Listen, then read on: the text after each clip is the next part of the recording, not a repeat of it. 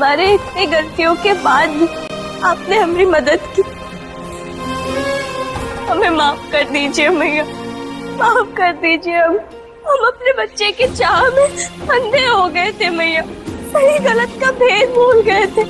वैष्णवी, माता पार्वती ने अपने पुत्र भगवान श्री गणेश के प्राणों के लिए तो महादेव से लड़ाई की थी। ममता होती ही ऐसी है। तुमने जो भी किया वो ममता से आसक्त होकर किया, और ममता से आसक्त होना कोई पाप नहीं। मतलब आप हमसे नाराज नहीं हैं? नहीं वैष्णवी, हम तो केवल सही समय की प्रतीक्षा कर रहे थे। ये है तुम्हारा सही समय षष्ठी, जब तक समाप्त हो चुका है।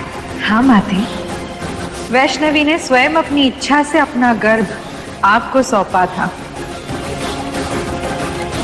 तो उस गर्भ को पुनः लौटाने के विरुद्ध खड़ी हो गई थी। उन्हें पाने के लिए अपने प्राण तक त्याग दिए थे उन्होंने। और तुम्हें अपनी षड्यंत्रकारी बहन अपने पति से अधिक प्रिय हो गई।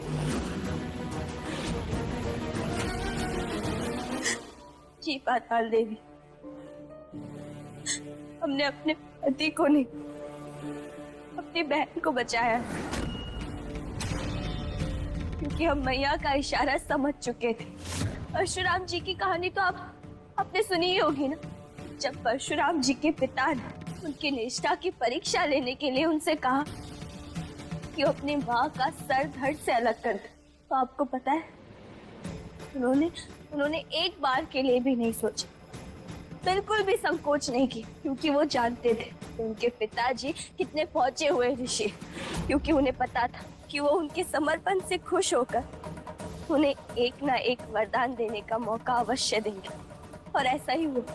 फिर परशुराम जी ने उनकी माँ का सर काटा और उधर उनके पिताजी ने उन्हें वरदान दिया। और आप तो जानती है ना, उन्हें वरदान में क्या मांगा? अपनी माँ का जीवन मांगा। ठीक वैसे हम समझ चुके थे कि जब काल चक्र फिर से घूमेगा, हम वहीं पहुंच जाएंगे जहां नागलोक में कार्तिक जी मर चुके थे।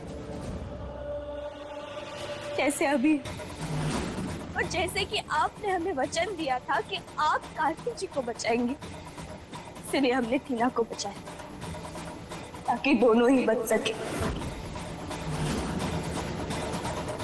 हमने आपकी सारी शर्तें पूरी की है देवी।